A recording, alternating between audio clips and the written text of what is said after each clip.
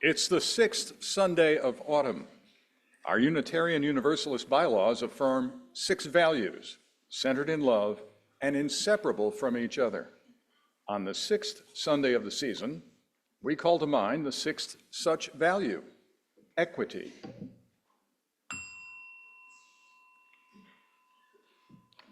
We declare that every person has the right to flourish with inherent dignity and worthiness. We covenant to use our time, wisdom, attention, and money to build and sustain fully accessible and inclusive communities.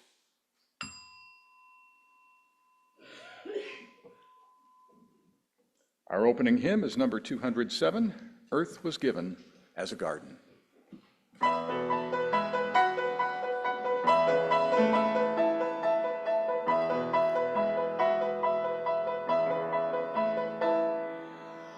Earth was given as a garden, cradle for humanity, tree of life and tree of knowledge, place for our discovery.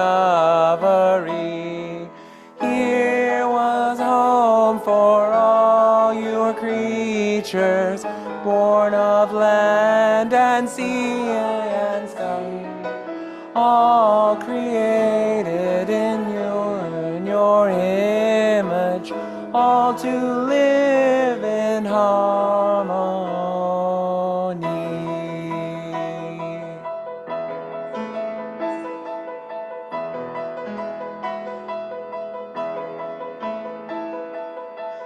Show to us again the garden where all life flows fresh and free. Gently guide your sons and daughters into full maturity. Teach us how to trust each other, how to use for good our power, how to touch the earth with reverence, and once more we'll eat and fly.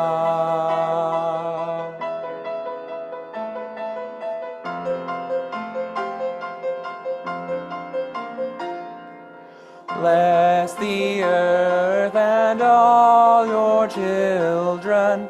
One creation makes us whole, interwoven, all connected, planet-wide and inmost soul. Holy Mother, life bestowing, bid our waste and warfare cease. Fill us all with grace o'erflowing. Teach us how to live in peace.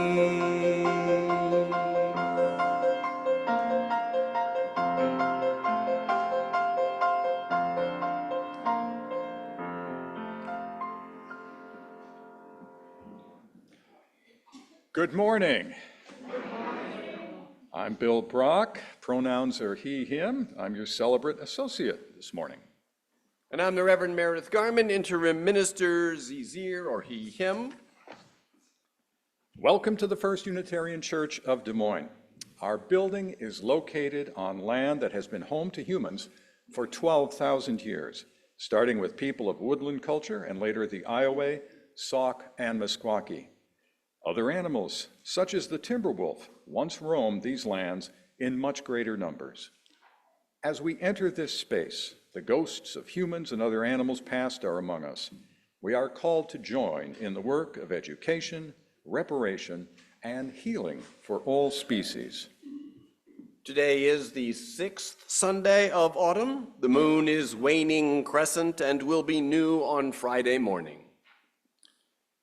On the Christian calendar, All Hallows Eve, also known as Halloween, is Thursday. In Des Moines, Beggar's Night is the night before, and throughout Christendom, the day after is All Saints' Day. Speaking of Halloween, we want to announce that the winner of this year's Staff Pumpkin Contest was Hannah Notch for her smiling green cactus creation.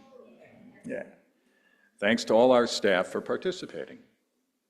Also on Thursday, for Hindus, Jain, and Sikh, it's Diwali, the festival of lights, symbolizing the spiritual victory of light over dark, good over evil, and knowledge over ignorance. May it be so. A special welcome to our visitors. For those of you on Zoom, thanks for tuning in, and please make sure your mic is muted. If you're here with children, there is childcare, or feel free to keep them seated with you or utilize our play area in the back.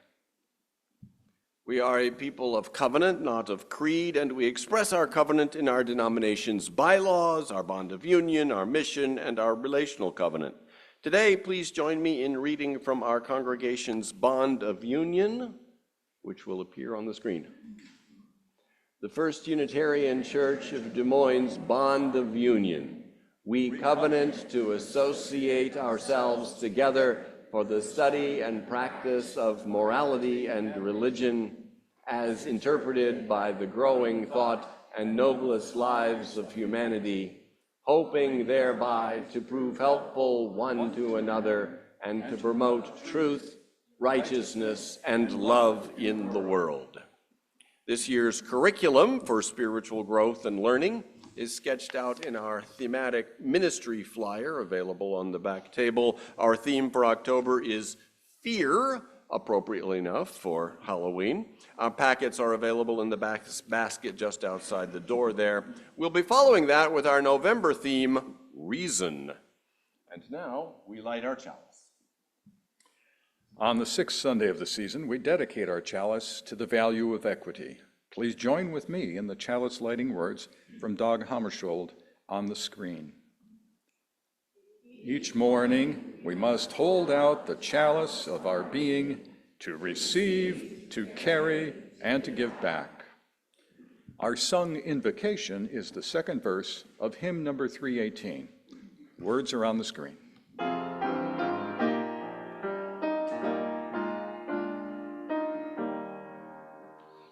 We would be one in building for tomorrow, a nobler world than we have known today. We would be one in searching for that meaning which finds our heart and points us on our way. As one we pledge ourselves to greater service, with love and justice strive to make us free. Now we have a spotlight, and it's actually not Q-Tag, rather it's the Game Night group. Sandy Simmons.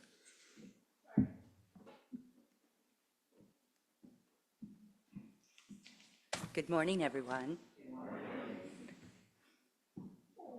Oh, I know you need one of these. My name is Sandy Simmons, and my pronouns are she, hers, and hers. You are all invited to a free will donation, fun-filled community event here at the church next Saturday. Join us to enjoy brats, hot dogs, chips, and yummy desserts. We'll also play bingo for prizes that will include teddy bears and books for all ages. Please bring your own preferred beverages and send any special dietary requests to gamenight@ucdsm.org. We hope you'll join in the fun of this multi-generational brats, bears, books, and bingo event next Saturday at 5 p.m. Thanks, everybody.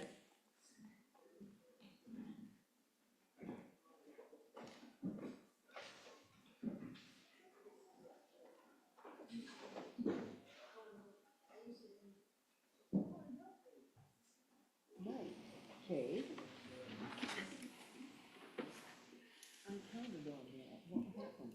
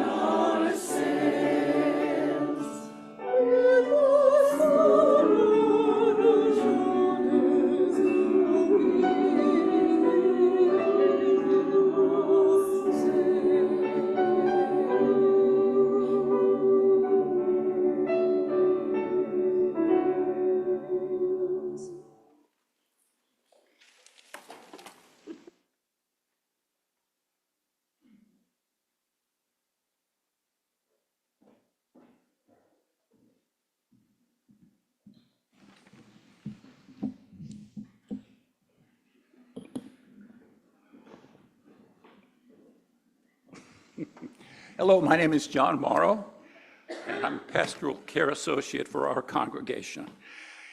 If you are going through any significant transition in your life, it can be helpful to process what you're feeling with a member of the pastoral care team. Reach out to us at pastoralcareteam@ucdsm.org. We have the following joys and sorrows to share. Walter Pearson's knee replacement surgery went well last Wednesday. Anne Mowry got home from her surgery on Thursday, and we send healing messages to both of them. Services are still pending for Caesar Smith, who died October 19th. Please to continue to keep his wife, Phyllis Swink, in your thoughts. There are a few active meal signups, and we could use more volunteers. Please see Janice Hawkins to get involved. You can always request assistance, volunteer to provide it, or submit a joy or sorrow through the Caring Community page on our website, or by speaking to any member of the pastoral care team. Let us now share together the names of anyone we know who could use some special care or attention. You may call the name out loud or type it into the chat. As we share these names, may the love of this community hold them all.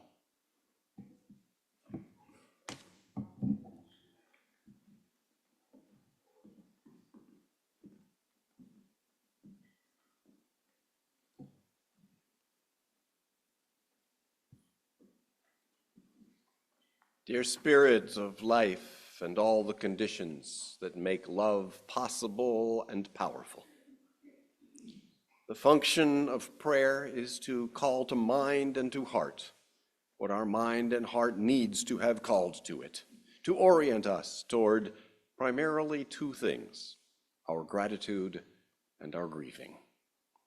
We are thankful for the work in California where no net loss of wetlands bill has been passed, safeguarding ecosystems for millions of birds, critical watersheds, and shorelines that call for the continued involvement of community stakeholders across borders and homelands. We are thankful for progress, such as new electric trains now open in Tanzania that will connect that country to neighbors Burundi, Rwanda, and the Democratic Republic of Congo. And in the US, the rapid growth of huge batteries to our power grid, representing a steep rise in renewable power storage capacity, helping keep electricity flowing during blackouts, heat waves, and times of energy rationing. In Oregon's Klamath River Basin, after last month's completion of a dam removal project, the first salmon in 112 years appeared within weeks in a tributary of the Klamath River. Thank you. We also need to be attuned to grief, for anyone's grief is our grief. Our hearts are with the people of Ukraine as we hear alarming news that North Korea has sent troops to Russia that may end up fighting against Ukraine. Our hearts are with the peoples of Argentina, Brazil, Bolivia, Colombia, Ecuador, Paraguay, and Peru and Venezuela as the dry season is finishing, but a second year of record drought continues with smoke and fires, stranded boats, fishing dwindling, and hydroelectric dams severely affected. We are tested and called to discern as we see images from central Gaza, Palestine, of the Al-Aqsa Martyrs Hospital parking lot in flames. A strike from Israel has caused the burning of huts and tents, once sheltered displaced civilians. We mourn for the dead, a youth whose dreams to be a doctor were snuffed out. Entire lineages of families are no longer. We mourn as the Harari Hospital, Beirut's main government hospital in Lebanon, reports the rising death toll from 4 to 13 killed and 57 injured from an airstrike out of Israel meant for a Hezbollah target. Our hearts are with the people of Cuba as they endure a second national power outage in 1 week due to Hurricane Oscar on their eastern shore. And our hearts are with those in our country still struggling to recover from Hurricanes Helene and Milton. May our minds be clear. May our hearts be courageous to take action in the midst of climate disruption and everything that diminishes the light from the spark of divinity within us.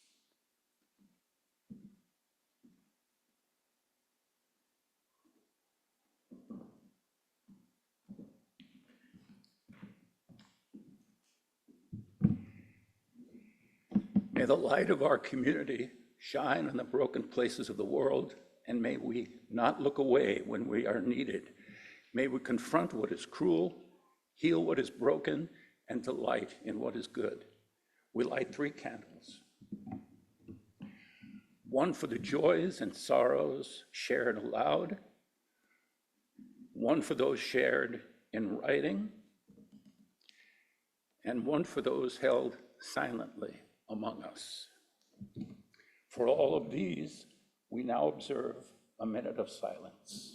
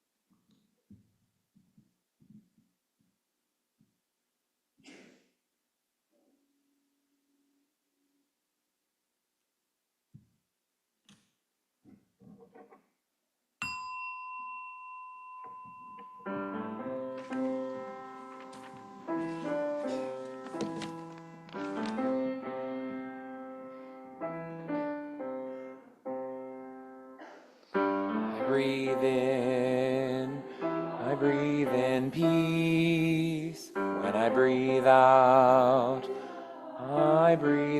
love. When I breathe in peace. When I breathe out love.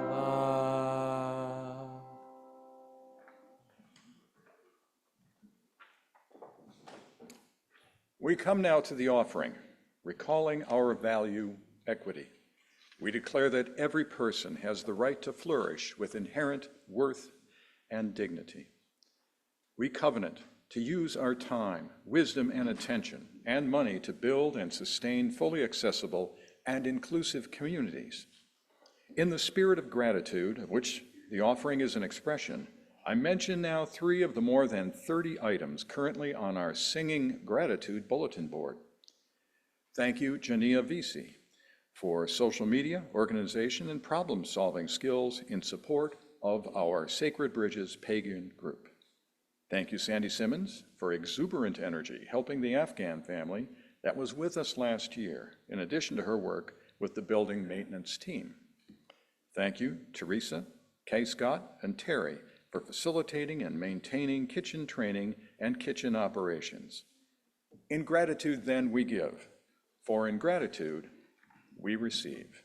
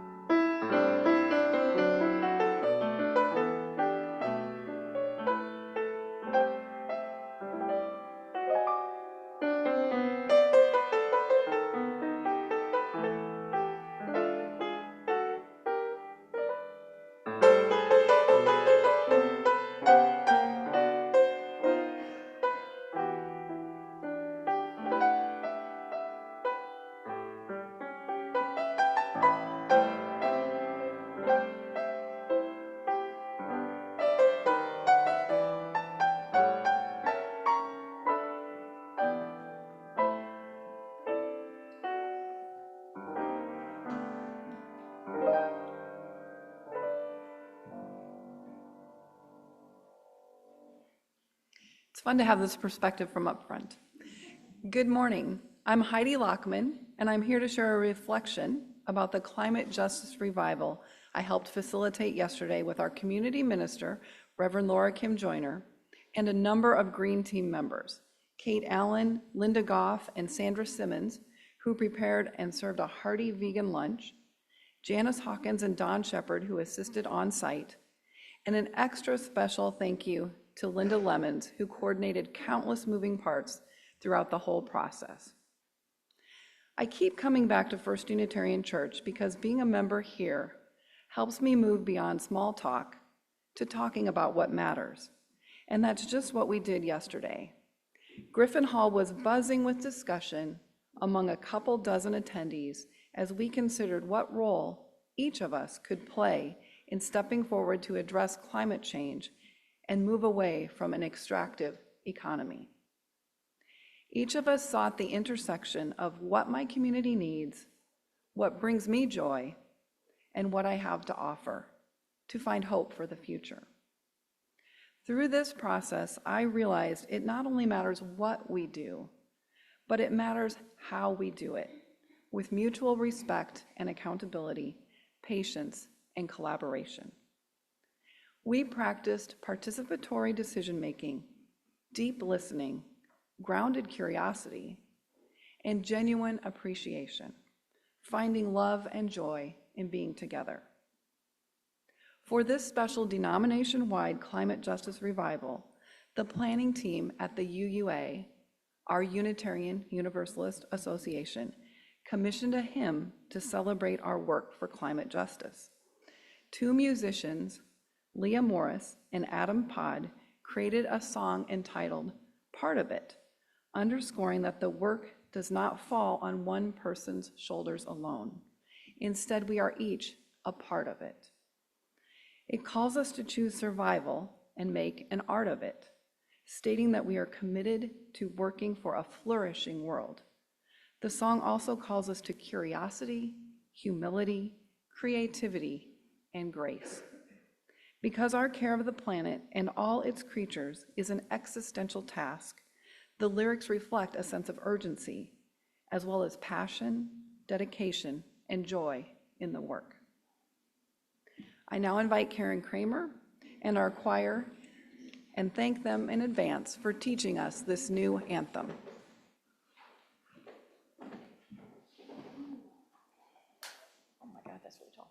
While the choir gets in place, Sarah and I would like to introduce the song to you.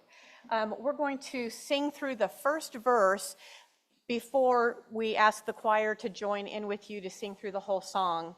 The format of the song is verse 1, verse 2, chorus, verse 3, and chorus. And you'll catch on pretty quickly, but I think hearing the first verse will be helpful in getting us started together. So Sarah and I are going to sing the first verse by ourselves, and the words will be on the screen. Here we go. There's an eternal sacred circle, we are part of it. There's an eternal sacred circle, we are part of it. We are only part of it. That's how the verses go. The chorus just is kind of a repetitive line, which is easy to learn. It sounds like this. We are a part. We are part of it.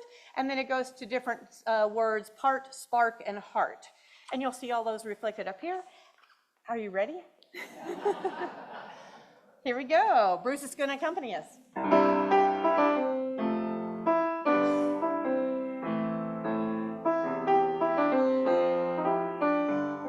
Here we go. There's an eternal sacred circle, we are part of it. There's an eternal sacred circle, we are part of it.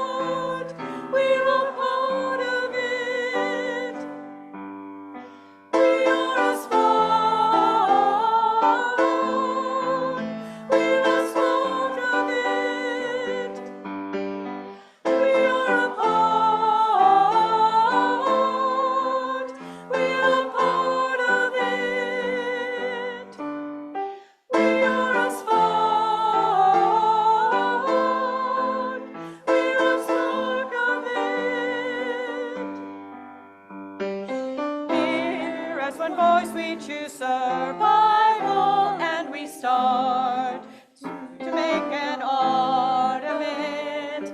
Now is our moment for revival. We're at the heart of it, and we are only part of it. We are only part of it. We are a part.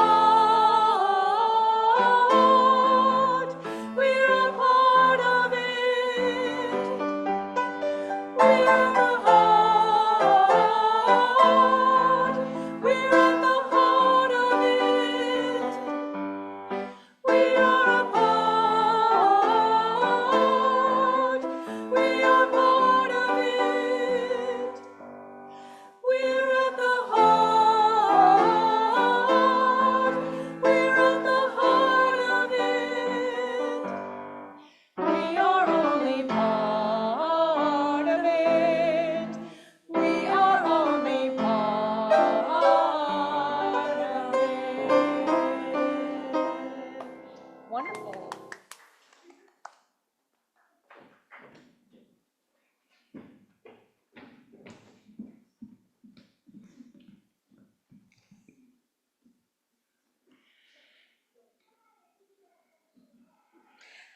Hi, I'm Katie Allen, pronouns of she, her, and hers.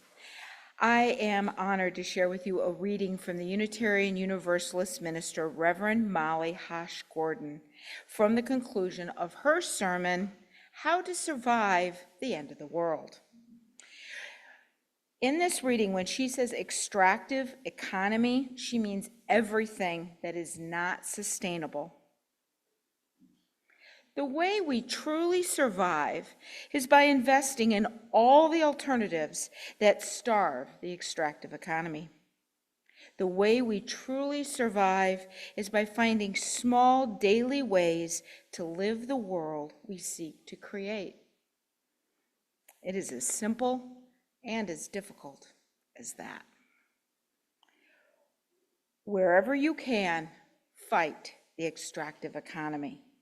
Demand its dismantlement at the seats of power and find small ways to starve it where you live.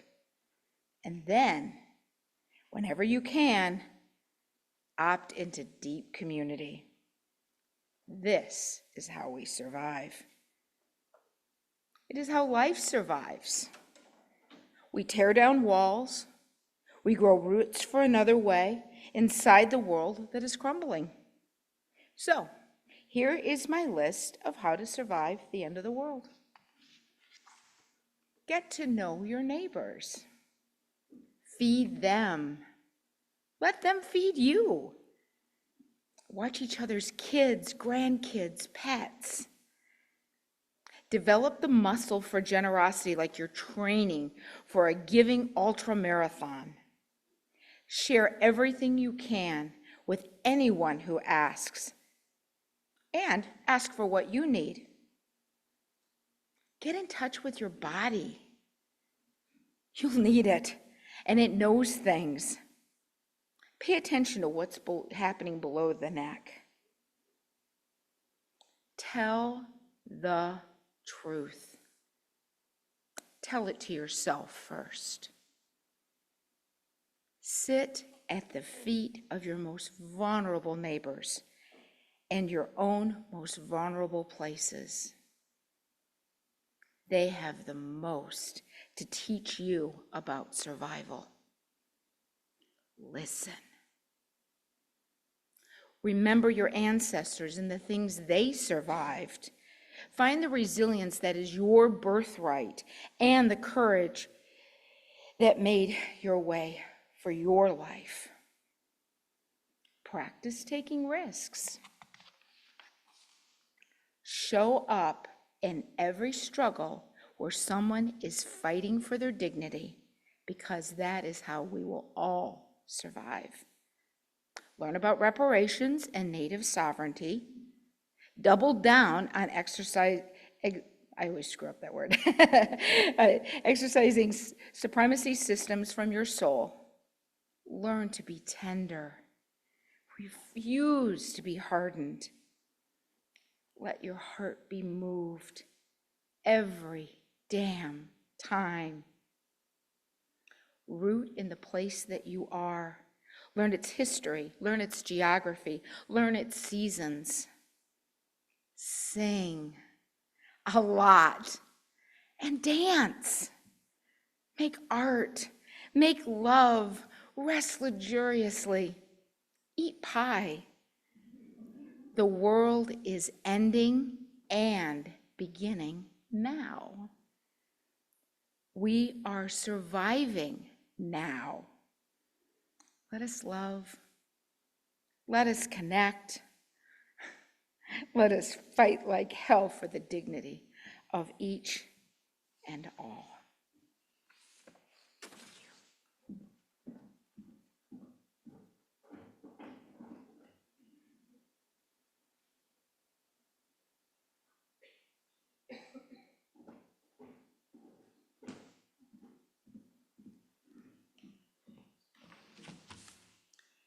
Good morning. My name is Laura Kim Joyner, pronouns she, her, and hers. Our new Unitarian Universalist bylaws put love at the center, just like we did yesterday at the climate revival. This word love is a little squishy. It means different things depending on whose people you are and whose culture you are. Let me give an example. In a famous 1970 movie, they said that love is never having to say you're sorry. Well, I disagree. Actually, I think love is saying sorry over and over again. Love is knowing about the interconnecting harms that weave all people and all societies together and feeling it in our heart. It can be overwhelming to feel regret and to say sorry again and again. Thank goodness it's not our burden alone to carry. The harm that happens to another happens to all of us. The very words interconnecting harms means that. It also means that we are connected through beauty, response, and solutions, and they are not ours alone to do. So let me be a little less squishy. In Puerto Rico, after centuries of domination and colonization, the native peoples, the ecosystem, and the parrots have been devastated. There was 1 million parrots there when Christopher Columbus came, and by the 1970s, there was only 13. Forest and people and parrots continue to be harmed because the colonization practices continue, and also because of the very frequent hurricanes.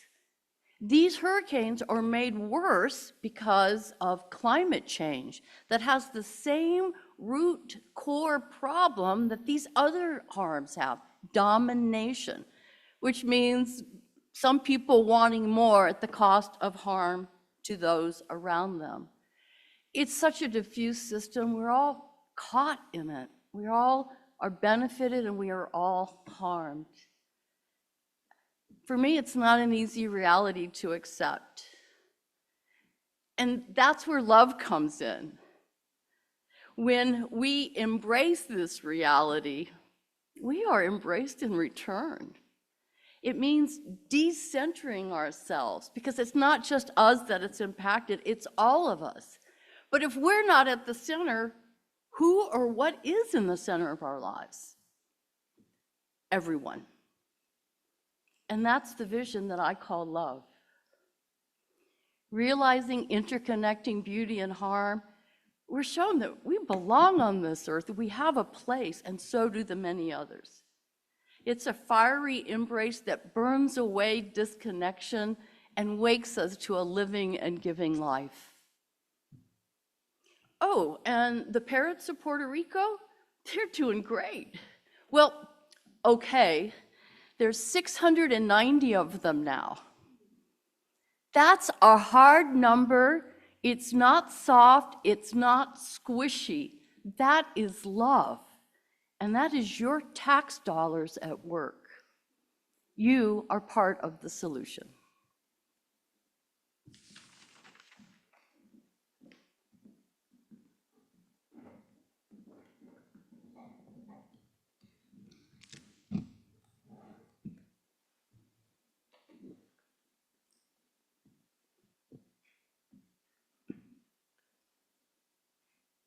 As you've been hearing yesterday, many of us gathered for UU Climate Justice Revival. It may have been surprising for some of us how little mention there was of carbon emissions, greenhouse gases, more frequent extreme weather events, including heat waves, droughts, storms, and flooding. There was relatively little mention of global warming, ice cap melting, rising sea levels, coastal flooding, contaminating freshwater sources, damaging ecosystems and habitats, increased spread of diseases like malaria and dengue fever, water scarcity effects on agriculture production, food insecurity, displacement and migration of peoples, economic instability as climate-related events disrupt global supply chains and economies. Instead, we were looking at climate not in strictly the meteorological sense of the long-term weather pattern in a region, typically averaged over 30 years, but in the sense of prevailing conditions, as when we speak of a climate of political unrest. That is, climate in the sense of the mood, atmosphere, or vibe, the broad context of things. What we explored together yesterday was, we might say, the climate of climate. That is, the overall context within which long-term weather patterns occur. We charted all the challenging realities we face: shortages of housing and of clean air and water, microplastics and forever chemicals known as PFAS, political polarization, growing income inequalities, poverty, various public health problems and inequitable health care, underfunded public education, lack of public transportation, the faltering and possible collapse of democracy, resource depletion, overconsumption, species extinction, loss of biodiversity, gun violence, reproductive injustice, misogyny, gender oppression and rape culture, white supremacy culture, LGBTQ oppression, xenophobia, and the military-industrial complex. Half a dozen small groups each drew up their own chart of challenging realities. You can see them on display in Griffin Hall with linkages between the various challenges drawn in. To live sustainably has to mean living in peace and with justice, right? And that means that sustainability requires addressing and redressing all those issues. We cannot have, to use a term introduced by yesterday's workshop, carbon tunnel vision, where we focus exclusively on carbon emissions. All our challenging realities are interlinked. So one thing we need not to do is fight about what is really the main issue that needs attention. My issue is the important one. No, my issue is more important. We don't have to do that because we share one vision. In this vision, we love our earth, protect its resources, live harmoniously and sustainable. In this vision, we also share those resources equitably. Everyone gets health care, quality education, food and adequate housing, access to jobs. In this vision, diversity is honored and respected, cultural diversity, ethnic diversity. In this vision, freedoms are cherished and protected from discrimination against their exercise. Freedom to choose pregnancy and parenthood or not. Freedom to marry who you love and live with who you like. Freedom to go to the bathroom that corresponds to your gender identity. We may differ in the details, but that general vision represents a consensus of Unitarian Universalists and a lot of other people. Some people might focus on environmental and climate issues, others on LGBTQ issues, or income inequality and poverty and class issues, or housing, or education, or war and peace, or species extinction and animal abuse, or issues affecting blacks or women. But we are all working for the vision. The injustices that we seek to dismantle are, again, interlinked. We need not reach agreement on the one keystone injustice to go after that, because systems of oppression intersect and overlap, and opening up the space of justice in any area makes it easier to open others. When congregations feel torn between whether to focus on racial justice or climate change, military drone use or affordable housing, it's helpful to remember the intersectionality of all these issues. Peace requires justice, and justice requires peace. Peace and justice help enable environmental stewardship, just as environmental stewardship helps enable peace and justice. My colleague, Minister Reverend Peggy Clark, once served a congregation in New York, just a few miles from the one I was then serving. She wrote in the Huffington Post, now 10 years ago, quote, "The rationale that led to slavery and colonization and the deprivation of humans at various times in history is the same thought process leading to the destruction of the earth. It's the framework that suggests everything is in service to the dominant class. Our current American paradigm allows one group to exploit another. The paradigmatic assumption is that women are in service to men, that the poor are in service to the rich, that people of color are in service to white people, that Earth and all her species are in service to humans. Privilege has been conferred on the dominant group, and that dominance is maintained by our legal, cultural, religious, educational, economic, political, environmental, and military institutions. It is this same assumption of dominance that created and supported slavery, that committed genocide on the indigenous people of this continent, that institutionalized the repression of women for centuries, and that has also approached Earth with a power over mentality." End quote. All the challenging realities we confront form an interconnected web, connected by the fact they are all products of what we can recognize as a single protective strategy gone wrong, as Laura Kim called it, domination. Ultimately, there is a single wound, and that is the disconnection and pain of dominance and inequality. So the wide range of justice issues are united by the intention to end the ideology of dominance. Thus, whether we are marching for peace, for racial justice, for reducing carbon emissions, we are marching for the same healing vision of a fair and caring world. It's true that a single human being cannot attend all the meetings of all the activist groups, so follow the calling of your heart. What is your passion? If your passion is organizing for action on climate change, you're working for the vision. If you feel good lobbying legislators on behalf of Planned Parenthood, you're working for the vision. If you were walking with me and other members of this congregation in last June's Des Moines Pride Parade, you were walking for the vision. If you write letters for Amnesty International, you're working for the vision. If you advocate for reforms to reduce the corruption of our democratic process, you're working for the vision. If you march for raising the minimum wage, you're working for the vision. Your friends who choose other activities than you do are, if it's part of dismantling any form of oppression, replacing any form of dominance with equality, reducing violence anywhere, it's also working for our shared vision. We don't have to all do it the same way. In fact, we need to not do it all the same way. We need to diversify our efforts, even as we understand they are all part of the shared vision. Whoever might happen to win this presidential election, whoever happens to sit in the Oval Office. The task before us is to awaken and organize the moral conscience of a nation. And that must begin, can only begin, with awakening our own. We'll have our interlude, maybe something earthy.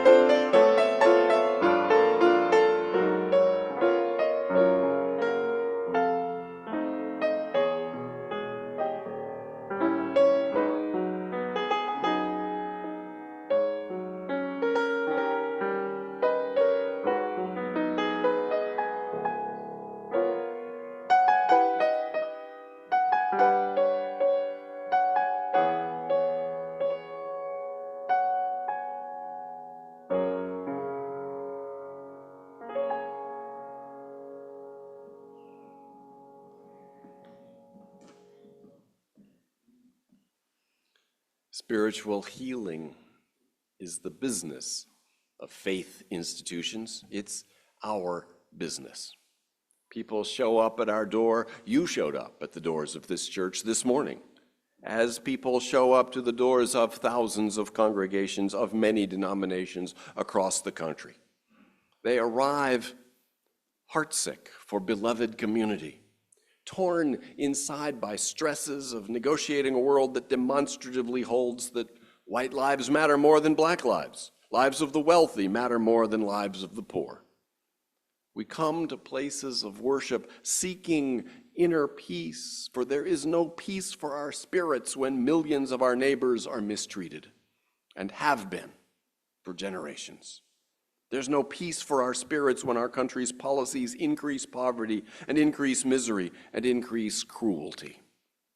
A faith institution concerned with healing spirits that does not turn its energies to address the social causes that wound our spirits is incompetent. It commits spiritual malpractice.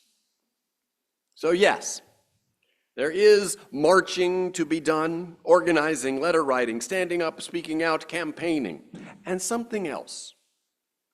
Slowing down.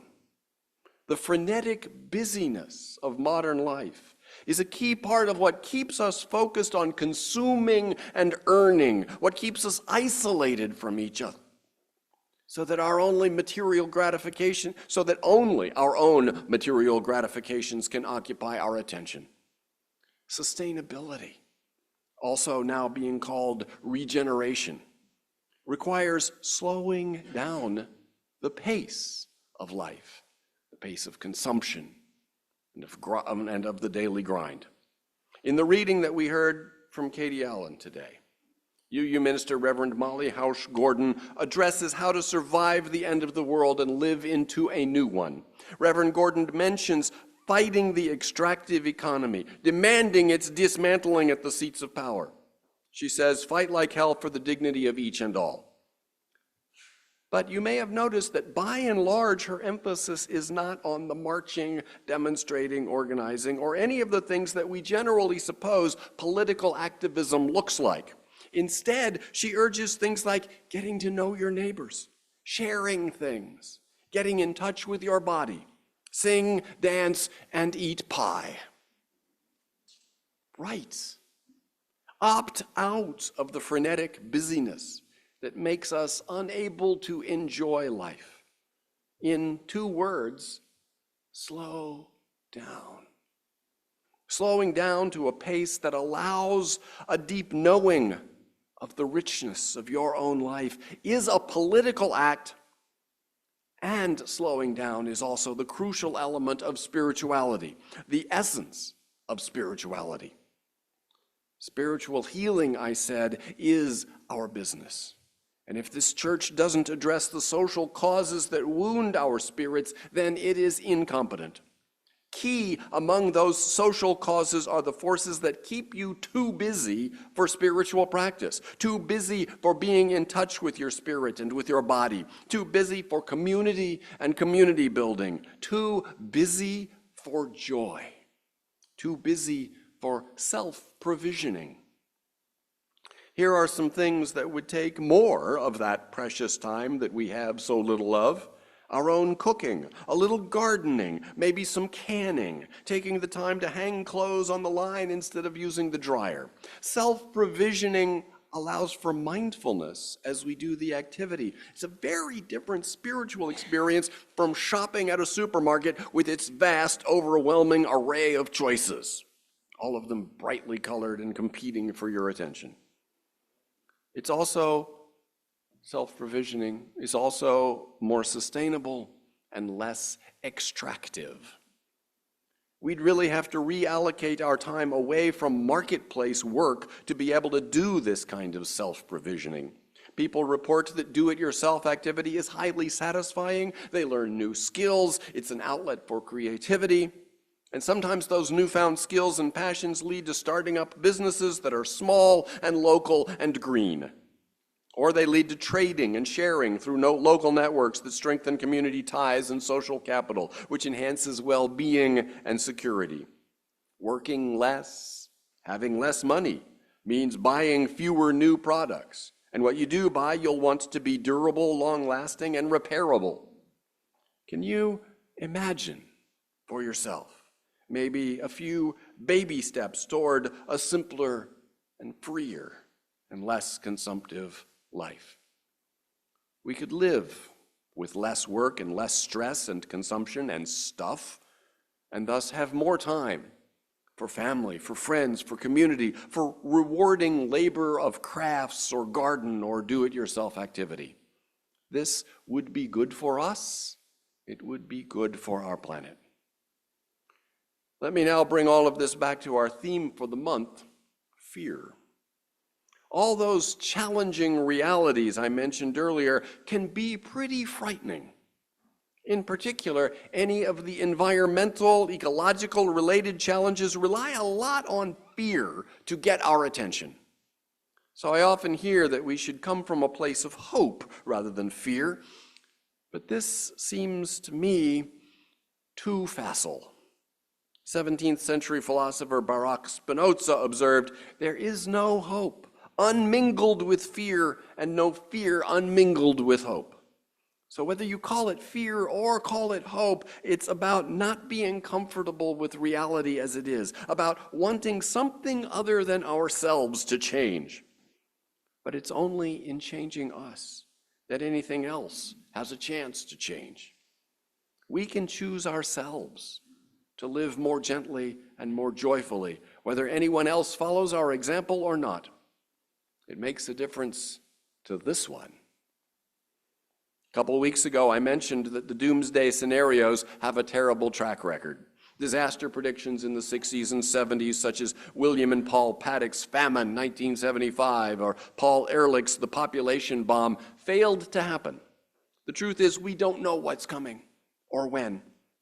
Long-term predictions are always mostly wrong.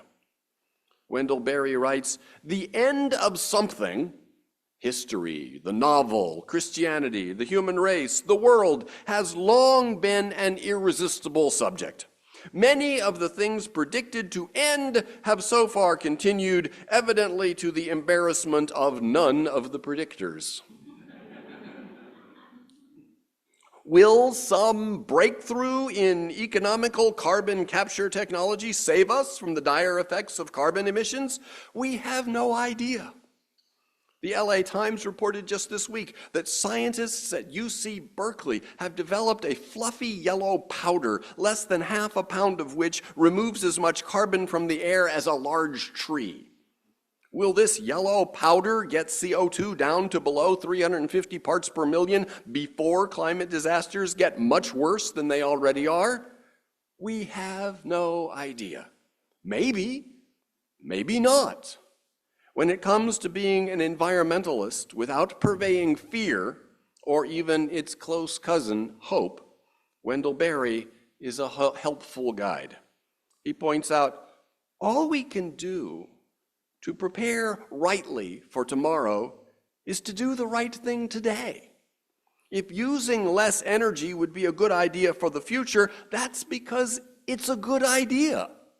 For Wendell Berry, the difference between prediction and provision is crucial. That's why the title on the front of your order of service is Provision. Prediction we are lousy at, but provision we can do. For instance, we plant at the appropriate time, not because we've predicted a bountiful harvest, but because the past teaches us that it might be. The past teaches us that our odds are improved by a diversity of food crops, precisely because we can't predict which ones will do well. Provision involves principles that prediction does not. For instance, never waste or permanently destroy anything of value. To destroy for the sake of greater good tomorrow is to place faith in predictions, which always ultimately miss something important, the law of unintended consequences. Maybe, says Wendell Berry, we could give up saving the world and start instead to live savingly on it. Do the right thing today. Engage non-anxiously in the careful, caring tasks of provisioning. Remember the wisdom of the Gospel of Matthew. Do not worry about tomorrow, for tomorrow will bring worries of its own. Today's trouble is enough for today. At the end of his 1977 prose poem, Healing, Wendell Berry gives a glimpse of the life of simplicity and plenitude. It is not one of great leisure. It is one in which the work is unhurried and unworried, grounded and grounding. Quote, "The teachings of unsuspected teachers belong to the task and are its hope. The love and the work of friends and lovers belong to the task and are its health. Rest and rejoicing belong to the task and are its grace. Let tomorrow come tomorrow. Not by your will is the house carried through the night. Order is the only possibility of rest." End quote. Could you take a few baby steps toward a life of more simple plenitude? What would those steps be for you? What would those steps be? Amen.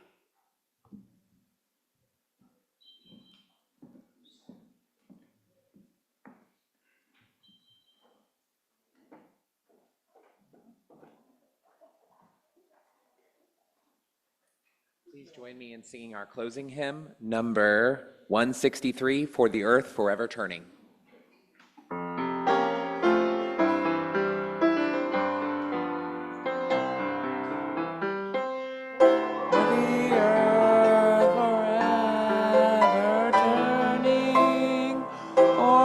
skies, for every sea, for our lives, for all we cherish, in your joyful song of peace. For the mountains, hills, and pastures in their silent majesty, for the stars, for all the heavens, in your joyful song of peace. For the sun, for rain and thunder, for the seasons' harmony, for our lives, for all creation, sing we our joyful praise to thee. For the world we raise our voices, for the home that gives us birth. In our joy we sing, returning home to our bleeding hill of earth.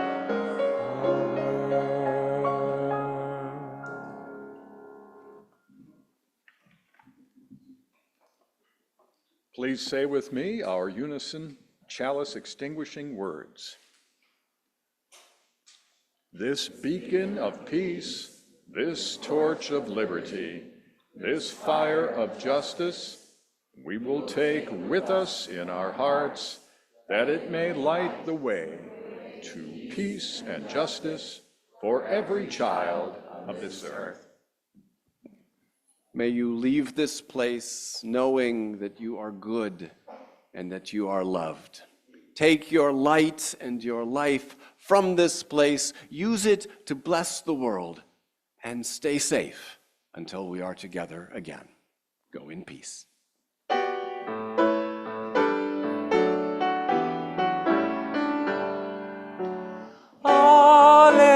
Alleluia, sang stars that gave us birth.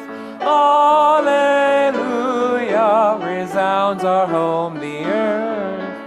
Alleluia, shall echo across the skies. Alleluia, one peace has shown us why.